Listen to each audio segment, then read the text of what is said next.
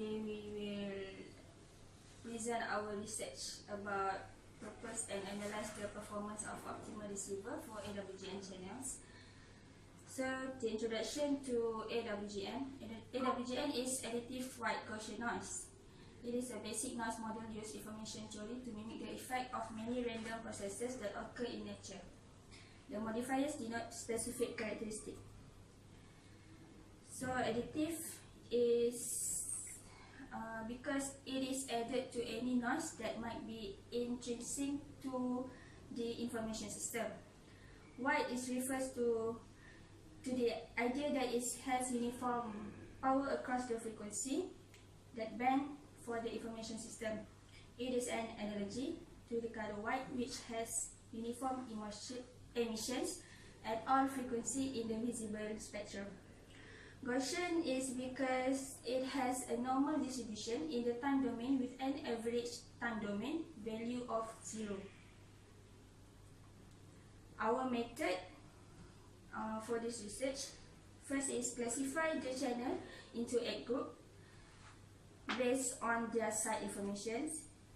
Then establish the capacity region of 6 groups. Then enlarge the best existing inner bound for the other 2 groups. And last, demonstrate the looseness of the best existing outer bound.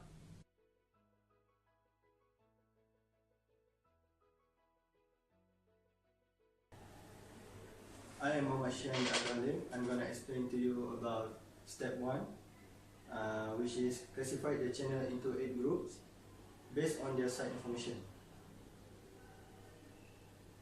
As a private message broadcasting over 3 receiver AWGN bases, where the receiver knows the message request by some other receivers, as site information, inner and outer bound are within a constant gap of the capacity region. The capacity region is to find a unified scheme for all the site information configuration. Okay. This is figure 1, where the AWGN broadcast channel with receiver message site information where M is equal to M1, M2 and M3, where it is a set independent message, each demand by one receiver, and is the set of message known to receiver I a priori.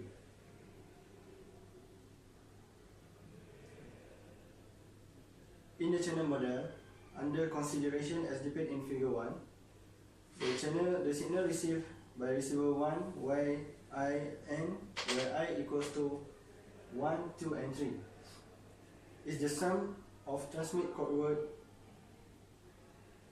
and independent identically distributed noise sequence with normal distribution.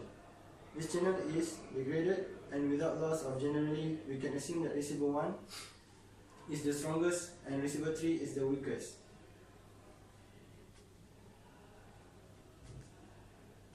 The transmitted code word has a power constraint and is a function source message. The messages are independent, and MI is intended for receiver I at rate RI bits per channel. To model the site information of each receiver, we define the nose set Ki as the set of message known to receiver I.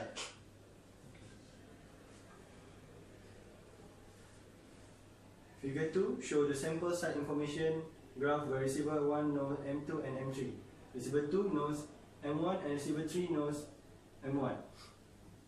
So, we have only private message. Vertex I represent both MI and receiver I requesting it, and arc of vertex I to vertex J, which means that vertex I to vertex J exists if and only if the receiver I know MJ.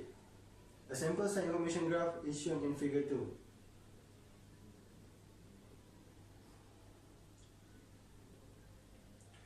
Figure 4 depicts all the group's leader. For instance, G13 in this figure is the leader of the group 3. So that's all for step 1.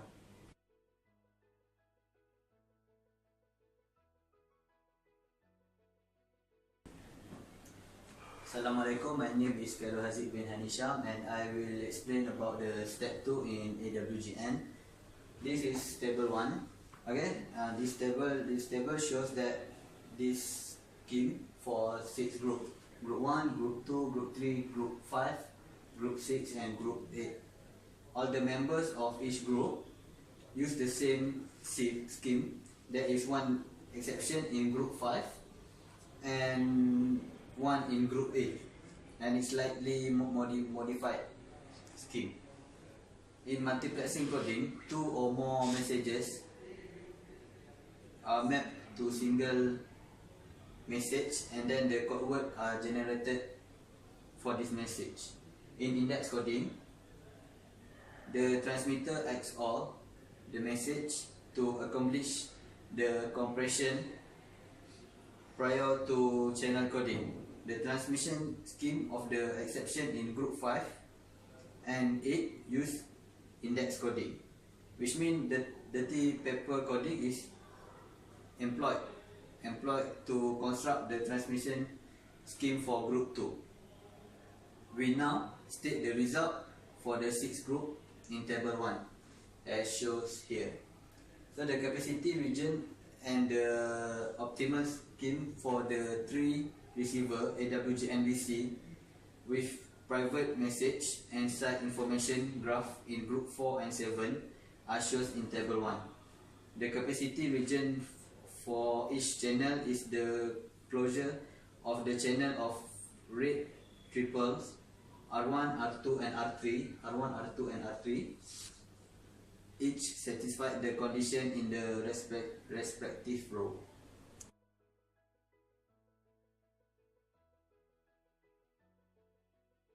I will explain for the step 3 how to enlarge the base existing inner bound for the other 2 groups. By using the same encoding scheme but utilizing the site information during successive decoding, the achievable rate region can be improved. This turn decoding approach can be used for all the channels in Group 2 to 8 in order to enlarge the rate region in. However, the expression for the enlarged region depends on particular site information configuration. Therefore, the capacity region of the 6th group as Group 1 must also be strictly larger than the base prior non-inner bound, where N1 must be less than N2 and N2 must be less than N3. So next, I will explain for demonstrate the looseness of the base existing outer bound. In demonstrating the looseness of the existing outer bound, the looseness of the base non-outer bound compared to the capacity region of the 6th group. The base non-outer bound state that if the rate triple R1, R2, R3 is achievable, it must satisfy for all indices the cyclic subgraph of the site information graph. This outer bound is a polyhedron and is loose for the 6th group with non-capacity absent group A. Since the capacity achieving transmission scheme of this group, and therefore the capacity region has some curved surface. So conclusion.